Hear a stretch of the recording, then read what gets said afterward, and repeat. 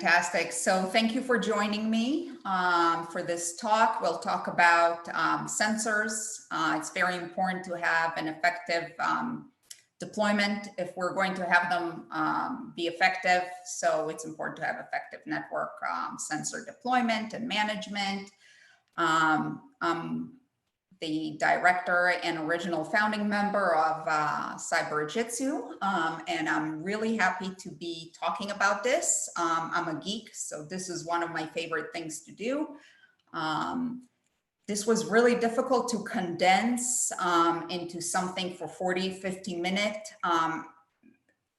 talk. So if you have any questions, my email address is on the screen. Please feel free to reach out to me. I'll try and talk fast, and I'm going to stay high level. And hopefully we'll be able to cover the main points of all of this. I'm not going to talk off the slides. I'm going to talk to the slides. And if you see me looking to the right, I'm old. I have a bunch of notes. I just want to make sure I don't forget anything. Again, reach out to me if you have any questions. I've been doing this for a really long time, and I have a mentor, and I would like to thank him. So Bud, thank you. This talk is dedicated to you. We're being goofy in this picture. I'm sure he'll hate me for having this here, but that's my goofball mentor. He's taught me everything that I know, especially about this stuff. So Bud, this one is for you. All right, so let's talk about what this is. For installing IDS successfully, network sensors is an intrusion detection system. Essentially, you must first understand your sensors and its capabilities. And for when installing your IDS, you must determine where to place the IDS sensors to watch the traffic on the network. The first step is to always analyze your network topology and identify the critical components of your network. You really need to understand what's going on overall in order to achieve this. So sensors are really your eyes and ears of your NIDS, network intrusion detection sensors. They're your eyes and ears to everything. Placing sensors correctly throughout your network is crucial to successfully deploying your IDS. Before deploying sensors, however, you must thoroughly understand your network topology as well as the critical systems on your network that attackers will attempt to compromise. And a lot of that data you get from threat modeling, threat intelligence, which other topics here covered today. So it all marries. Even after you have identified the locations on your network where you plan to deploy your sensors, you still need to decide on how to configure these sensors to maximize their effectiveness towards protecting your network. So there's quite a bit involved. And here are the agenda items. We're going to do a quick overview, understand the importance of terrain visibility, the critical steps towards successful sensor deployment, and understanding basic IDS output data, and of course, a summary. So we've got several topic areas we're going to cover. So let's start with the sensor overview. So we have predominantly, this is not an exhaustive list, this is just a high level. We have two, HIDS and NIDS. Let's start with the NIDS. So a network-based IDS monitors traffic at select points on a network to an interconnected set of networks.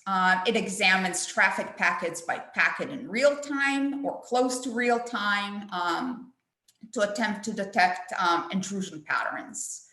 It may examine network transport and or application layer protocol activities. The contrast with HIDS, with a HIDS IDS, there's a contrast. So a NIDS monitors network traffic and analyzes it. It examines packet traffic directed towards potentially vulnerable computer systems on a network. Versus a HIDS, it examines a single host, user, and software activity on a host. We also have a distributed hybrid, which combines information from a number of sensors, often both host and network based, in a central analyzer that is able to better identify and respond to intrusion activity. So I think it's important to note that a typical NIDS facility includes a number of sensors to monitor packet traffic, one or more servers for NIDS management functions, and one or more management consoles for the human interface, of course. The analysis of traffic patterns to detect intrusion may be done at the sensor, at the management server, or some combination of the two. That's at a high level. So we have several types of sensors. Sensors can be deployed in one of two modes, inline and passive. And it's really important to understand that difference. They have advantages, they have disadvantages. An inline sensor is inserted into a network segment so that the traffic that it is monitoring must pass through the sensor. One way to achieve an inline sensor is to combine NID sensor logic with another network device, such as a firewall or a LAN switch. Major advantages to it. This approach has the advantage that no additional separate hardware devices are needed. All that is required is NIDS sensor software, essentially. An alternative is a standalone inline NID sensor. The primary motivation for the use of inline sensor is to enable them to block an attack when one is detected. In this case, the device is performing both intrusion detection and intrusion prevention functions. More commonly, however, passive sensors are used. A passive sensor monitors a copy of network traffic. The actual traffic does not pass through the device. From the point of view of traffic flow, the passive sensor is more efficient than the inline sensor because it does not add an extra handling step that contributes to packet delays.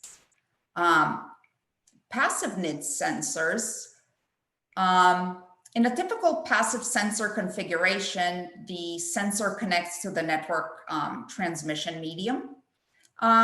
For example, it could be fiber optic cable by a direct physical tap. The tap, for example, would provides the sensor with a copy of all network traffic being carried by the medium. The network interface card, the NIC, for this tap usually does not have an IP address configured for it.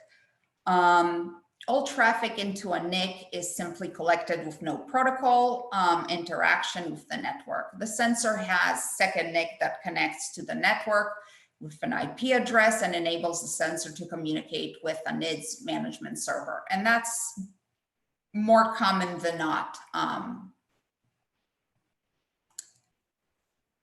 Understanding the importance of terrain visibility, that's essentially the next step. That's significant.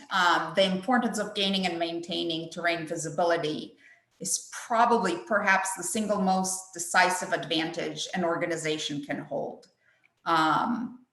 This is your eyes and ears again. So sadly, despite that, every organization I've been at, for the most part, visibility remains one of the most challenging areas. And it's true for just about every single organization. So let's look at evaluating the terrain. So we've got several cyber battle scenarios, and this is actually a military concept. I learned it from a military person that I worked with at DoD. He actually used what he calls OKOKA.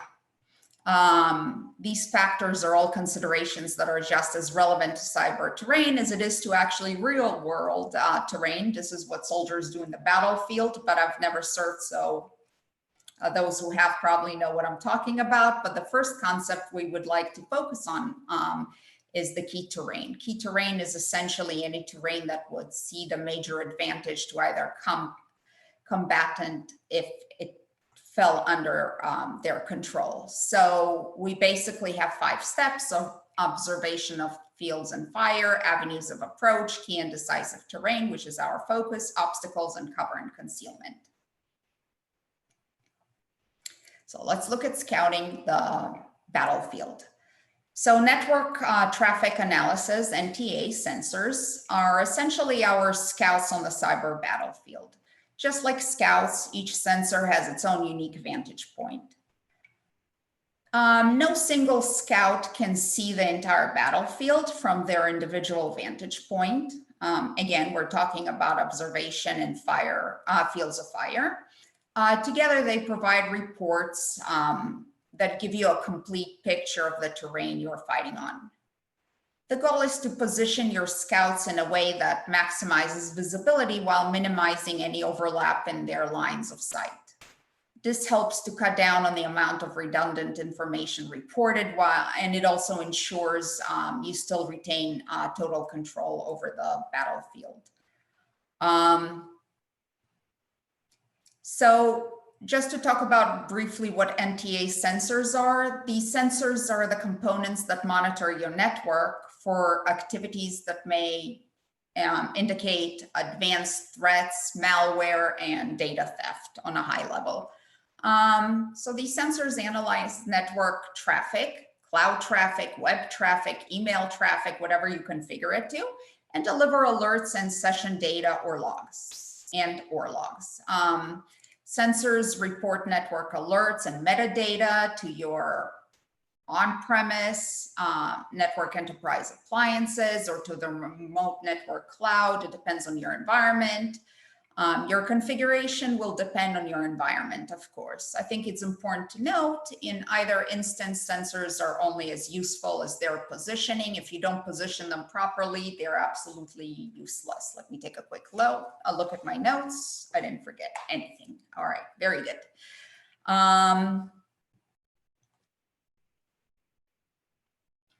So we want to outposition the adversary. That's the key. That's the whole point of this exercise. So the first problem for many organizations that I found is an awareness problem.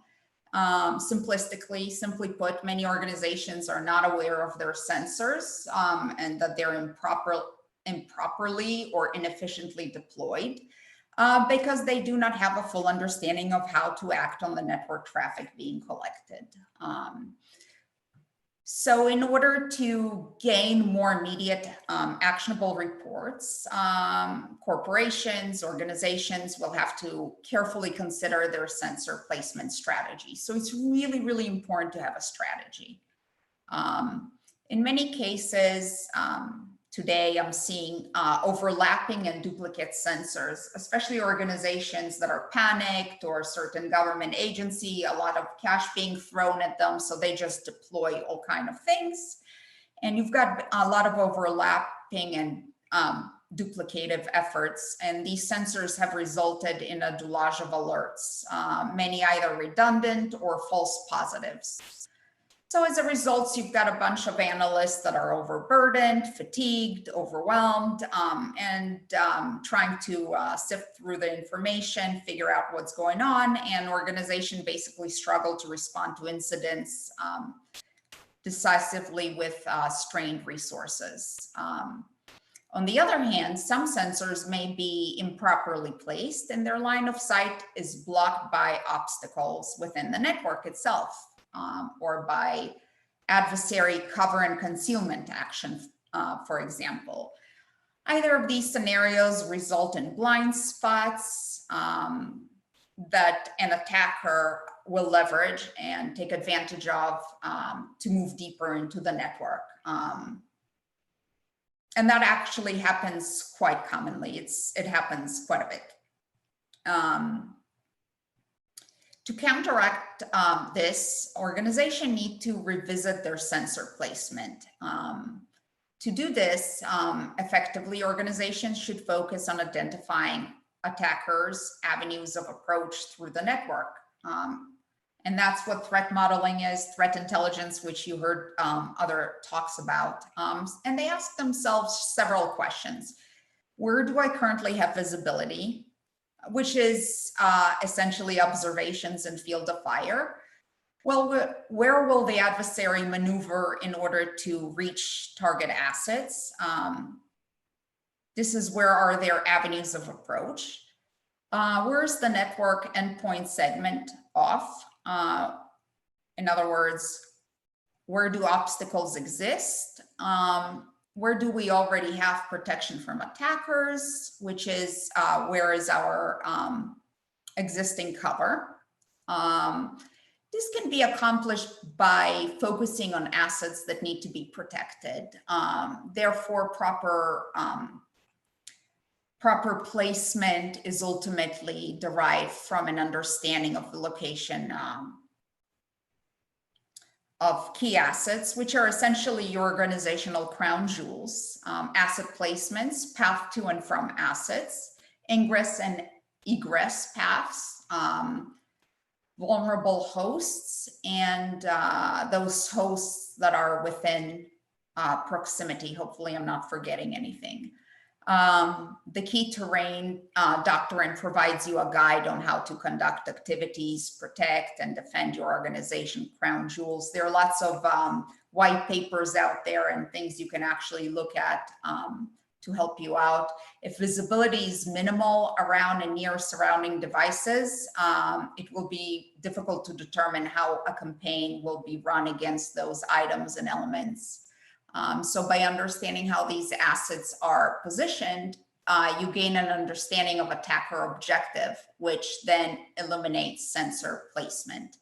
I hope that made sense. So the next thing is critical steps towards successful sensor deployment. So analyzing your network topology. Before you can even begin to start deciding where to deploy IDS sensors on your network, you must analyze your network topology. Some of the key factors to consider when conducting this analysis are the following. Internet entry and access points. Almost all networks provide some type of connectivity to the internet, unless it's a certain type of environment, but majority do. Very few, even those that are air-gapped, are actually really air-gapped. So disconnectivity, however, is also a prime target for millions of potential attackers. Therefore, the first place that you should protect with your IDS is your organizational internet connections. When analyzing connections, with the internet, it is easy to stop at the main internet access points. So to correctly protect your network, you need to make sure that you identify all possible internet connections. So there's quite a bit of assessment to do. Then you have the extranet entry points. Once you identified your internet entry points, you need to determine connections that you have with other organizations. And today we do. These connections are sometimes referred to as extranet connections, more often than not, actually. These connections are usually associated with business partners or other organization that your organization needs to communicate with on a regular basis. The companies you do business with, whether it's payroll or Pitney Bowes or whatever that may be. These connections open up your network to attacks via the organizations that you conduct business with. So this is actually really important. And that's the one I tend to see overlooked a lot. And that's a very big one. It also opens up the possibility that an attacker can attack these organizations via your network as well. So you have a liability issue. So it opens up many interesting legal issues, and you definitely don't want to forget this. Remote access, that's a big one. Especially now, more and more employees are starting to telecommute and telework, and COVID, case in point, our current situation. More employees also need to maintain access to their local networks when they are traveling. Both of these situations require to establish some form of remote access capability on your network. Remote access is another prime target for attackers. It's one of the prime targets for attackers. Mapping out all of your remote access entry points into your network is really vital to successfully secure your network against attacks. This also includes modems connected to your network if you have them. Internet separation, big one again. I guess they're all big ones. The final area that we're going to discuss that you need to analyze on your network topology deals with internet separation points. Most organizations and companies that I've seen are divided into multiple departments, unless it's a mom and pop shop, and even then it's segmented. Each of those departments probably shares some common servers. DNS and email tend to be the ones that are more common. These organizations usually utilize some departmental servers that should be accessed only by specific users, accounting for accounting, HR by HR, so on and so forth. So to enforce your company's or organization's security policy, you must really clearly understand where these departmental boundaries lie. You really need to clearly understand what traffic is allowed and what traffic is not allowed to cross those barriers. That's a big factor. So we have critical components. After you have analyzed your network topology, you should have a fairly clear understanding of how an attacker can gain access to your network, both internally and external, internal and external attackers. The next thing you need to do is define the critical components on your network. These systems represent highly priced targets for an attacker. So servers, for example, although every network is unique, there are some common categories of critical machines that you can start with analyzing your specific network. The first category is servers. Every network has a multitude of different servers. Certainly now, mid-size and large organization, even small organizations today do. Some common examples would be mail servers, DNS servers, DHCP servers, NFS servers, web servers, just to name a few. You want to look at infrastructure components, which is the second category of critical systems in your infrastructure. These components can be routers and switches, because these devices enable the hosts on your network to communicate with each other. So they're important to look at, and by gaining control of any of your infrastructure components, an attacker can severely disrupt the operation of your network. Good example is with what happened with Verizon. I'm not saying it was attacked. Maybe it was a configuration issue, but it took everything down, and it was related to an infrastructure component. And then you want to look at your security components, which is the final category we'll discuss. So these devices include the security components that protect your network. These components are firewalls, IDS components, for example. Because these devices are used to protect your network from an attack, they need to be thoroughly hardened against attacks. Very critical components to look at. If an attacker can compromise any of those devices protecting your network, it is difficult to prevent the attacker from compromising other systems on the network as well. I think that's obvious. So let's talk about sensor placement considerations. Positioning sensors is very important, as we understood, and the amount of useful information that sensors provide is really directly dependent and linked upon the positioning of those sensors within your network. So, for example, a sensor placed inside a network firewall can see only the traffic that is allowed past the firewall, or internet traffic that stays entirely within the firewall. I apologize, you can probably hear my sensor barking right now. So it stays entirely within the firewall. However, keep in mind, it will not be able to see any traffic outside the firewall due to access controls that may prevent visibility outside the network. In order to establish holistic NTA and data loss, DLPT, data loss prevention capabilities, companies, organizations will have to really consider the balance between their sensor placements. This focus on effective sensor placement is really vital to preventing information or alert overload. As too many sensors will generate redundant alerts that can quickly overwhelm analysts and prove counterproductive to end goals of speeding up detection and response capabilities. This becomes an optimization problem very often. How can you minimize the number of sensors while maximizing visibility? At the same time, companies need to orient sensors in relation to critical network assets, such as the crown jewels of your organization.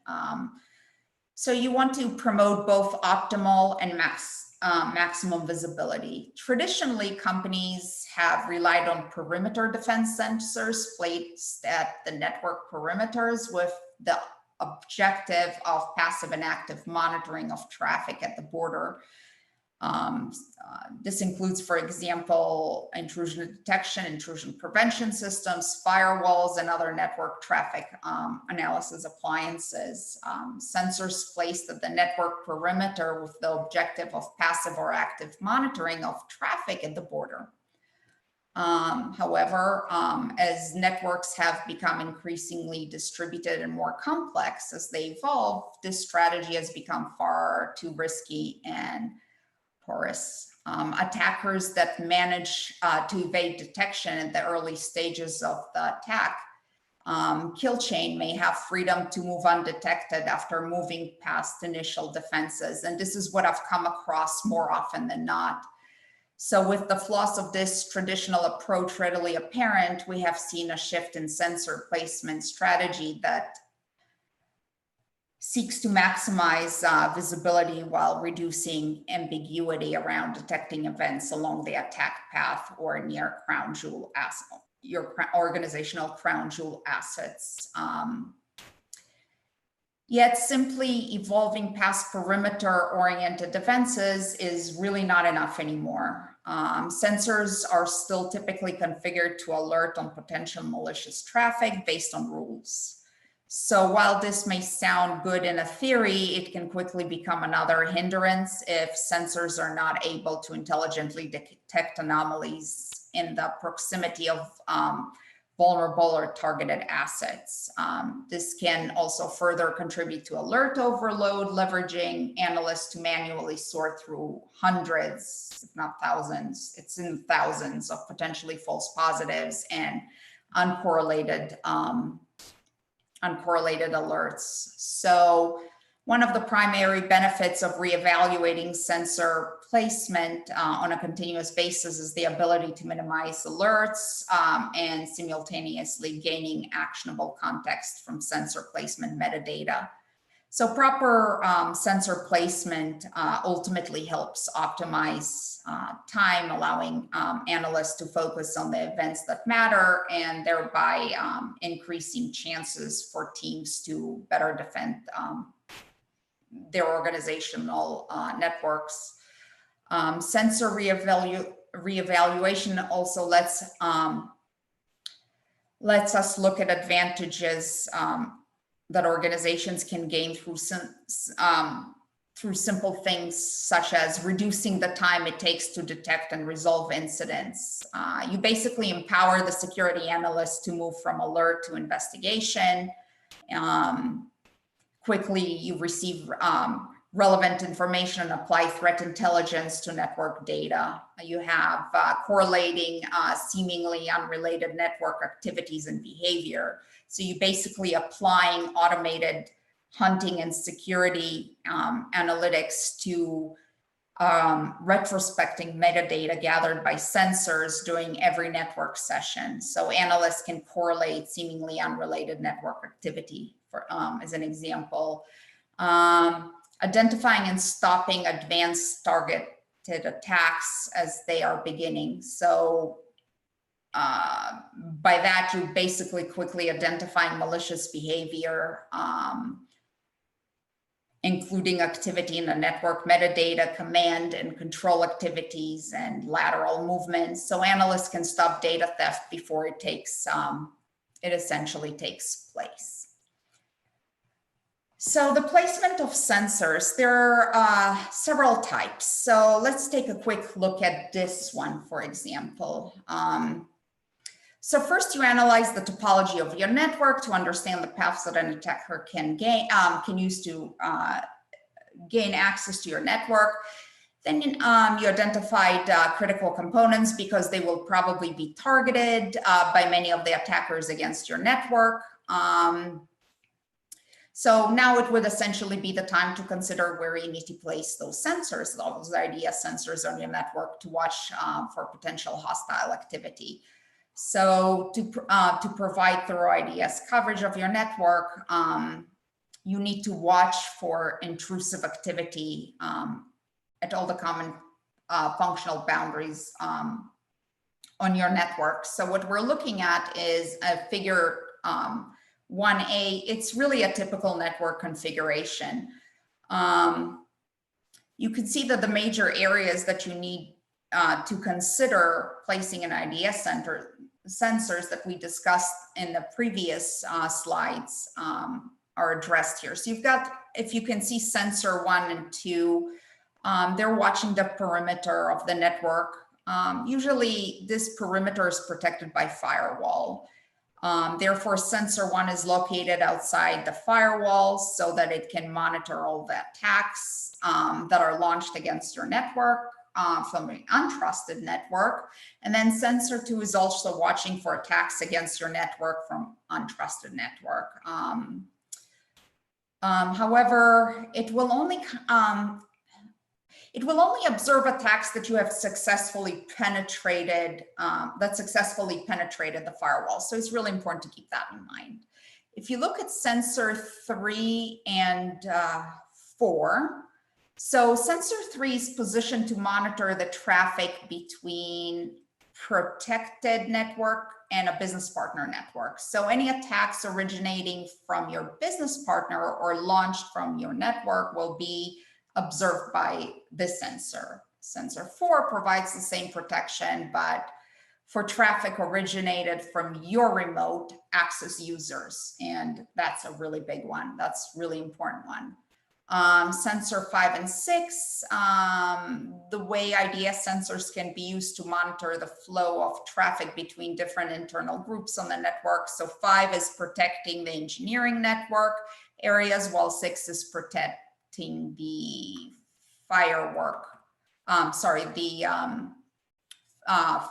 finance network. Hopefully I didn't miss anything. So we have another, again, typical network configuration, just another view. So if you look at location 1, a common location for NIDS sensors just inside the external firewall. Location 2, instead of placing NIDS sensors inside the external firewall, the security administrator may choose to place NIDS sensors between the external firewall and the internal, or WAN, whatever that might be. If you look at location 3, in addition to the sensor at the boundary of the network on either side of the external firewall, the administrator may configure a firewall and one or more sensors to protect major backbone networks. For example, those supporting internal service and database resources. Location 4, if you look at it, the network facilities at a site may include a separate LAN that supports user workstations and servers specific to a single department. So the administrator could configure a firewall and NIDS sensors to provide additional protection layer for all of these networks, or target the protection to critical subsystems such as personnel, financial, accounting, which is the same as financial, HR. You basically get the point. Each one of them has advantages and disadvantages. The first one has advantages. This position has a number of pretty advantages. It sees attacks originating from outside world that penetrate the network's perimeter defenses, the external firewall. Highlights problems with the network firewall policy or performance. It sees attacks that might target the web server or any other server. Even if incoming traffic is not recognized, the IDS can sometimes recognize the outgoing traffic that results from the compromised server. So that's a big advantage. Location 2. Sensors can monitor all network traffic unfiltered. So the advantages are it documents number of attacks originating on the internet and the target the network. It documents types of attacks originating on the internet and target the network. So it documents the numbers, the types, and a sensor at this location has a higher processing burden than any sensor located elsewhere on the site network. That's actually a note. Hopefully I'm not forgetting anything. Location 3, sensors at the boundary of the network. So location 3 benefits are monitoring of large amount of network traffic, increasing the possibility of spotting attacks. It detects unauthorized activity by authorized users within the organization's or company's security perimeter. It's able to monitor for both internal and external attacks. So just remember, because the sensor monitors traffic to only a subnet of devices at the site, it can be turned to specific protocols and attack types, reducing the processing burden. Location 4 that we discussed benefits are it detects attacks targeting critical systems and resources. It allows focusing on limited resources to the network assets considerate of greatest value. And as with a sensor, as in with location 3, a sensor at location 4 can be turned to specific protocols and attack types, reducing the processing burden as well. So with that understanding, let's look at the different configurations we have. So having determined the locations on your network at which you want to install your IDS sensor, you must decide the sensor configurations that you want to that you plan to use at each of those locations. And these are the 4 common installation configurations, and let's talk about them. Let's talk about them briefly. So we have the standalone sensor configuration. It watches for intrusive traffic, but has limited capability to react to the attacks detected. It can perform IP logging to capture a history of the intrusive traffic. And if the attack is, for example, TCP based, then the sensor can generate TCP resets in an attempt to halt the intrusive activity. So the standalone configuration sensor usually communicates alerts and other information to the, let's say, director by a separate command and control network connection. The next one we have is a device management sensor configuration, which is one of the most common and the one I prefer, I like. I utilize all of them, but this one I utilize quite a bit. So the standalone configuration is fairly limited in the response that it can take with respect to attacks against your network. But a more robust configuration, which includes the device management sensor configuration, which is what we're looking at. In this configuration, it's also, by the way, known as IP blocking. So if you hear that term, that's what it is. This sensor gains the capability to dynamically update an access control list, ACL, on your router and halt current and future attacks from the source IP address that is attacking your network. Your IDS sensors detect attacks against your network and generates alarms based on the attack signatures that are observed.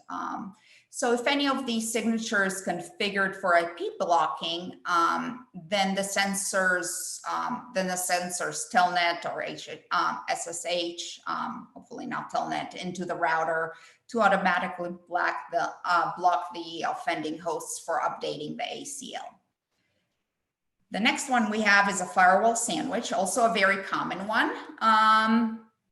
So the network administrators typically use firewalls to protect perimeters of their network, and these firewalls are used to limit the flow of traffic in and out of the protected network. Therefore,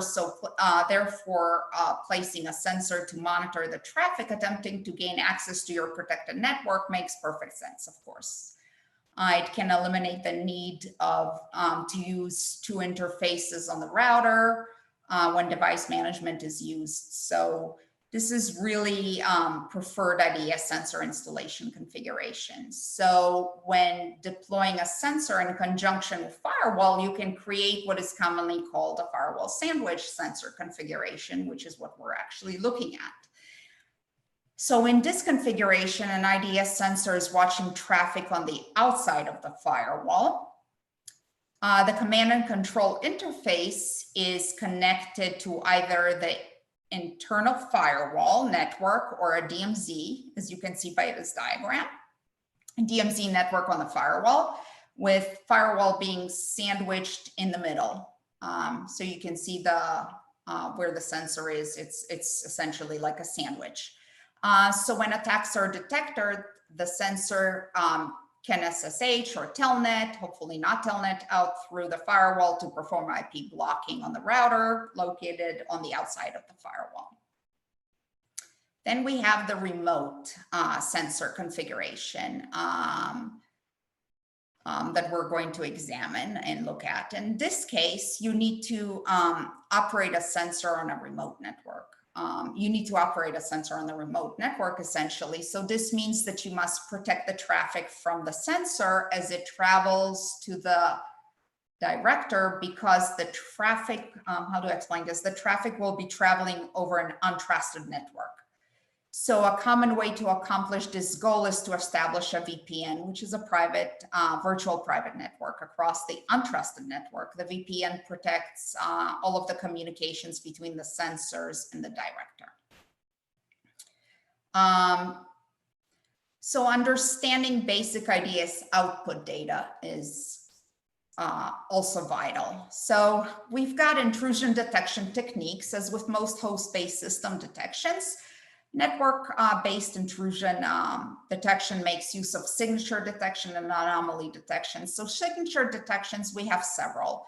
Application layer reconnaissance attack technologies analyze several dozen application protocols. Commonly analyzed ones are DHCP, FTP, HTTP, DNS, IMAP, IRC, NFS, POP. The list goes on and on and on. So the NIDS is looking to for attack patterns that have been identified as targeting these protocols, such as example would be buffer overflow, password guessing, malware transmission, transport layer reconnaissance attack, analyze TCP. So the NIDS analyze TCP and UDP traffic, perhaps in the transport layer. An example is unusual packet fragments, scans of vulnerability ports, TCP specific attacks such as SYN floods. Network layer, for example, would be analyzing IPv4, ICMP. An example would be spoofed addresses, IP addresses, illegal IP header values. Unexpected appliance services would be attempts to determine if the activity on transport connection is consistent with the expected application protocol, such as running an unauthorized application. Policy violation example is inappropriate websites or forbidden application protocols. Anomaly would be denial of service, scanning and worms. I wanted to go more into depth with that, but I think we'll pass because we're limited on time. So let's look at logging alerts. So when a sensor detects a potential violation, it sends alerts and logs information related to the events. So NIDS analysis module can use this information to refine intrusion detection perimeters and algorithms. The security administrator can use this information to design prevention techniques. Typical information logged is what we have listed. Timestamp usually is date and time, connection session, which is unique number assigned to each TCP, routing, source destination, IP addresses, so on and so forth. We only have a few minutes, so I apologize for breezing through it. And then we have something really, really important, metadata, the W4H metadata. Metadata is a love node to the future. Don't forget that. So you want to know who, domain user, webmail server, email address, device ID. So you want to know who, what, when, where, and how. Very important. You can read this on your own, so I'm not going to read it to you. So in the case of where, source destination, country IP address, organization, URL, domain, so on and so forth. The last slide is the summary. So your IDS uses sensors to monitor your network for signs of intrusive activity. So IDS sensors to monitor your network for signs of intrusion.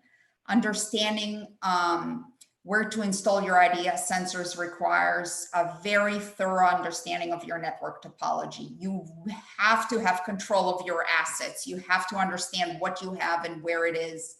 And that is one of the biggest challenges. And the OPM hack is an example. They didn't have control of their assets. And most organizations don't have a complete control of that. So as well as your critical systems. You must choose an installation configuration for each of your IDS sensors to provide the level of protection that your network demands, and each place is different.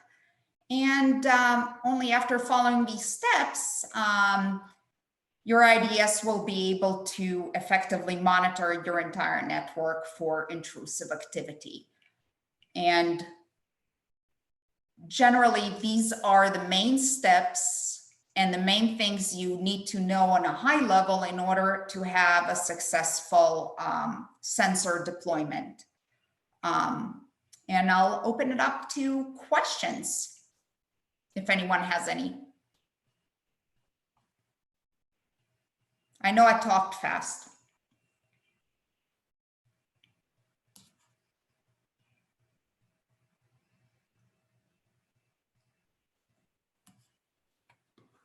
No questions? Yes, they're actually currently in the chat function of Zoom. So chat function of Zoom. Of course, I'm an engineer. Where would I find the chat function of Zoom? Or I can just read them to you out loud. Here, I think I found it. Okay, why don't you read them to me? Okay, so one question is, so you place sensors in front of the firewall as well? Yes, absolutely. You place them in front and you place them behind. So it depends on your topology, it depends on your network, it depends what you're seeking to accomplish, but absolutely, you place them in either or and.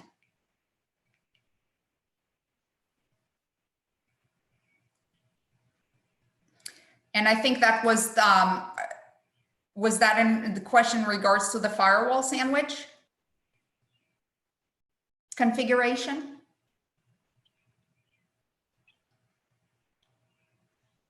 Waiting for responses. That is actually the only question we have for you currently. Oh, wow. Okay. Which is perfect because we have a minute left. Except for a lot of people complimenting you, saying thank you so much. And this was a lot of great information and a wonderful presentation. Thank you. Shoot me an email, send me an email. Any questions? I'm happy to send you the presentation. And I'm going to sit down and type up a lot of what I talked about as well with some more things that I wanted to talk about, but didn't have time. Wonderful. Well, we can't thank you enough for your time and all of your information. Thank We will you. definitely make sure to provide all of your information out to everyone who participated. Thank you again. We appreciate it. Thank you.